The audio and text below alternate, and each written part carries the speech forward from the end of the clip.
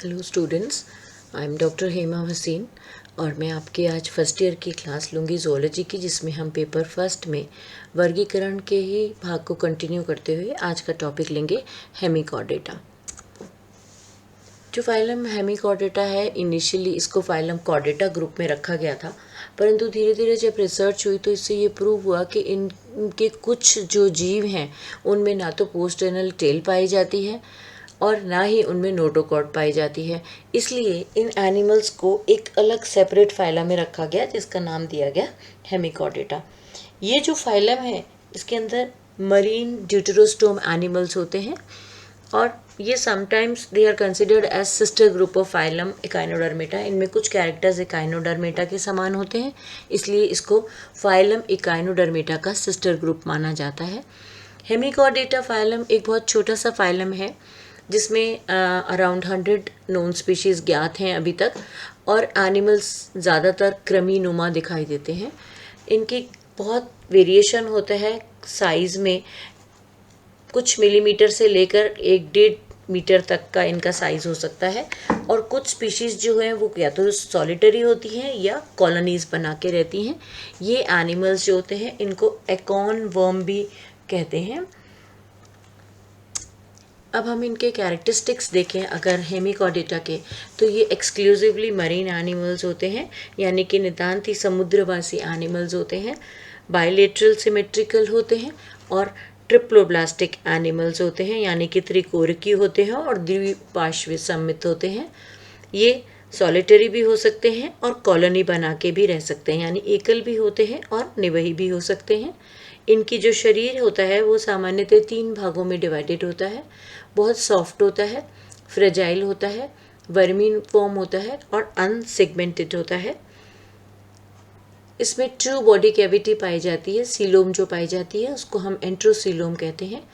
और जो digestive tract है, आहार नाल है, वो पूर्ण होती है, संपूर्ण आहार नाल पाई जाती है और वो सीधी या यू आकार में पाई जाती है। बक्कल डाइवर्टिकुलम प्रेजेंट होता है इनमें प्रोबोसिस के अंदर। इनकी जो बॉडी होती है वो 3 भागों में डिवाइडेड होती है। एक होता है प्रोबोसिस जिसको हम शुंड कहते हैं, फिर दूसरा होता है कॉलर जिसको कॉलर ही कहते हैं, और धड़ जिसको हम ट्रंक कहते हैं। यानी कि 3 स्पष्ट प्रदेशों में विभाजित होती है, शुंड, कॉलर और धड़ में डिवाइडेड होती है। सर्कुलेटरी सिस्टम जो होता है इसका, ये ओपन टाइप का होता है, सरल होता है। इसमें एक पृष्ठ हृदय और 2 अनुदैर्ध्य वाहिकाएं होती हैं, एक पृष्ठ और एक अधर होते हैं। रेस्पिरेशन इनमें गिल्स के द्वारा होता है, ये सीलियरी फिल्टर फीडर्स होते हैं। एक्सक्रीशन एक सिंगल प्रोबोसिस ग्लैंड के द्वारा होता है या ग्लोमेरुलस के द्वारा होता है। इनमें प्रिमिटिव नर्वस सिस्टम पाया जाता है, यानी कि तंत्रिका तंत्र आद्य होता है। मुख्यतः एक ही उप एपिडर्मी तंत्रिका जालक द्वारा निर्मित होता है। रिप्रोडक्शन मेनली इनमें सेक्सुअल होता है, यानी कि लैंगिक जनन पाया जाता है। लिंग इनके प्राय पृथक होते हैं और गोनैड्स जो होते हैं, ग्रंथियां जो होती हैं, जनन ग्रंथियां, वो एक या कई जोड़ी पाई जाती हैं। फर्टिलाइजेशन इनमें बाह्य होता है, यानी कि निषेचन बाह्य होता है, समुद्री जल में होता है। और जो डेवलपमेंट होता है, परिवर्तन, वो प्रत्यक्ष होता है। एक स्वतंत्र प्लावी टॉर्नेरिया लार्वा इनमें देखने को मिलता है। हम इसका क्लासिफिकेशन देखें, वर्गीकरण देखें, तो इनको हम 4 क्लासेस में, 4 वर्गों में डिवाइड कर सकते हैं। पहला है एंट्रोपन्यूस्टा, दूसरा है प्रोटोब्रैंकिया, तीसरा है प्लैंक्टोस्फेरॉइडिया और चौथा है क्रेप्टोलिटा। फिर प्रोटोब्रैंकिया को 2 गणों में डिवाइड किया गया, 2 ऑर्डर्स में डिवाइड किया गया। पहला गण है रेप्डोप्टेरिडा और दूसरा है सिफेलोडिसीडिया। चलिए अब इसका हम डिटेल में वर्गीकरण पढ़ेंगे। सबसे पहले हम क्लास लेते हैं एंट्रोपन्यूस्टा। एंट्रॉन का मतलब होता है, इसको अगर हम इसका संधि विच्छेद करें तो एंट्रॉन का मतलब होता है गट, यानी कि आंत्र, और न्यूस्टास का मतलब होता है श्वसन, ब्रेथ। सो इनके अब जब कैरेक्टर्स देखें तो इनको नॉर्मली एकॉन या टंग वर्म्स के नाम से जाना जाता है। टंग वर्म्स मीन्स जिव्याकृमि। सॉलिटरी होते हैं, ये एकल होते हैं burrowing worm like marine animals होते हैं, समुद्र में पाए जाते हैं और बिल बना के रहते हैं। इनकी बॉडी में प्रोबोसिस, कॉलर और ट्रंक पाया जाता है और इनका जो कॉलर होता है उसमें टेंटिकुलेटेड आर्म्स नहीं पाई जाती हैं।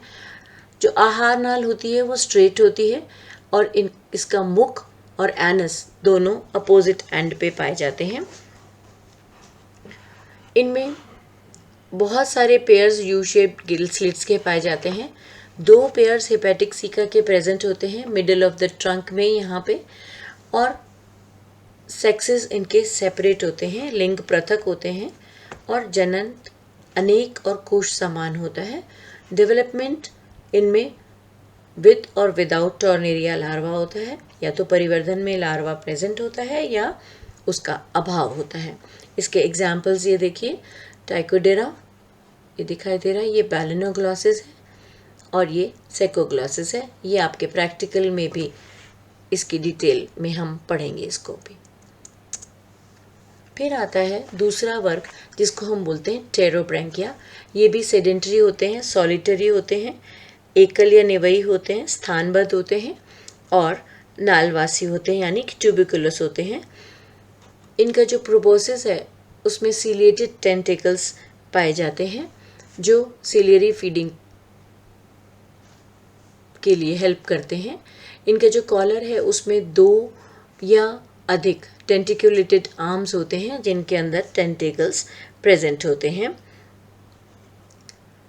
एक जोड़ी गिल स्लिट की पाई जाती है या नहीं पाई जाती है और वो कभी भी यू शेप्ड नहीं होता है। एलिमेंट्री कैनाल जो होती है, आहार नाल, वो यू शेप्ड की होती है यानी कि यू आकार की होती है, और जो गुदा होती है वो पृष्ठ और मुख के निकट स्थित होती है और सिलेरी फीडिंग इनमें देखने को मिलती है। सेक्सेस इनके सेपरेट होते हैं या यूनाइटेड होते हैं, या तो संयुक्त होते हैं या पृथक होते हैं, और गोनैड इनमें एक या एक जोड़ी पाया जाता है यानी 1 या 2 पाए जाते हैं। डेवलपमेंट परिवर्धन इनमें प्रत्यक्ष होता है और उसमें या तो लार्वा प्रेजेंट होगा या एब्सेंट होगा, या तो लार्वा पाया जाएगा या नहीं पाया जाएगा। और जो एसेक्सुअल रिप्रोडक्शन है, अलैंगिक जनन, वो कुछ में मुकुलन के द्वारा होता है यानी बडिंग के द्वारा देखा जाता है। इनको 2 गणों में डिवाइड किया गया। पहला गण है सिफेलोडिसीडिया और दूसरा गण है रेब्डोप्लूरिडिया। ये जो सिफेलोडिसीडिया है ये एकल होते हैं या अनेक असंबद्ध जीवक एक सामान्य जिलेटिन कोश में आवृत होते हैं। कॉलर जो होती है इसमें अनेक टेंटिकुलेटेड आर्म्स होते हैं यानी कि बहुत सारी स्पर्शक युक्त भुजाएं पाई जाती हैं। गिल स्लिट्स इनमें एक जोड़ी होता है और गोनैड्स का भी एक ही पेयर, एक ही जोड़ा देखने को मिलता है। इसका एग्जाम्पल है सिफेलोडिस्कस और एट्यूबेरिया। रेब्डोप्लूरिडा जो है ये कॉलोनियल होते हैं। ज़ोइड्स इनके स्टोलन के द्वारा जुड़े रहते हैं यानी कि जो जीवक हैं वो एक देहांकुर के द्वारा आपस में परस्पर जुड़े रहते हैं। जो कॉलर होता है उसमें 2 स्पर्शक युक्त भुजाएं पाई जाती हैं। गिल स्लिट्स इनमें एब्सेंट होते हैं और इनमें जो गोनैड होते हैं जनक केवल एक ही होता है। एग्जाम्पल है इसका रेब्डोप्लूरा, इसका एक ही जीनस है। फिर आती है दूसरी क्लास जिसको हमने अभी पढ़ा था, उसका नाम है टेरोब्रैंकिया। ये जो टेरोब्रैंकिया है, इस टेरोब्रैंकिया को 2 ऑर्डर्स में डिवाइड किया गया। अभी देखा हमने सिफेलोडिसीडिया और रेब्डोप्लूरिडिया। अब ये जो हमने अभी इनके नाम पढ़े थे, एग्जाम्पल पढ़ा था रेब्डोप्लूरिडिया में, हमने कहा था कि इसमें अकेला वंश होता है रेब्डोप्लूरा का। ये देखिए ये रेब्डोप्लूरा है जिसमें आप दिख रहे हैं, स्पर्शक देख सकते हैं, ये इनके टेंटिकल्स हैं। और ये है जो हमने अभी सिफेलोडिसीडिया पढ़ा था इस वर्ग में ही। इस सिफेलोडिसीडिया में हमने पढ़ा था कॉलर में अनेक स्पर्शक युक्त भुजाएं होती हैं। ये देखिए ये बहुत सारी भुजाएं हैं जिसमें बहुत सारे टेंटिकल्स पाए जाते हैं और इसमें एक जोड़ी गिल छिद्र उपस्थित होता है। इसके एग्जाम्पल हमने अभी पढ़ा सिफेलोडिस्कस जो कॉलोनी बना के रहते हैं, इंडिविजुअल ज़ोइड्स होते हैं, और दूसरा ये एटुबेरिया है। अब आता है तीसरी क्लास जिसको बोलते हैं प्लैंक्टोस्फेरॉइडिया। ये जो प्लैंक्टोस्फेरॉइडिया है, इस क्लास का प्रतिनिधित्व कुछ बहुत छोटे और राउंडेड गोलाकार ट्रांसपेरेंट और पेलाजिक लार्वा करते हैं, यानी वेलापवर्ती जो लार्वा होते हैं वो करते हैं। इन्हें प्लैंक्टोस्फेरा पेलाजिका नामक किसी अज्ञात हेमिकॉर्डेट के विशिष्टीकृत टॉर्नेरिया समझा जाता है। और जो लार्वा होते हैं उनकी बॉडी व्यापक रूप से शाखान्वित होती है, ब्रांच्ड होती है, यानी कि ब्रांचिंग आर्बोरेसेंट सीलिएटेड बैंड्स होते हैं सरफेस पे।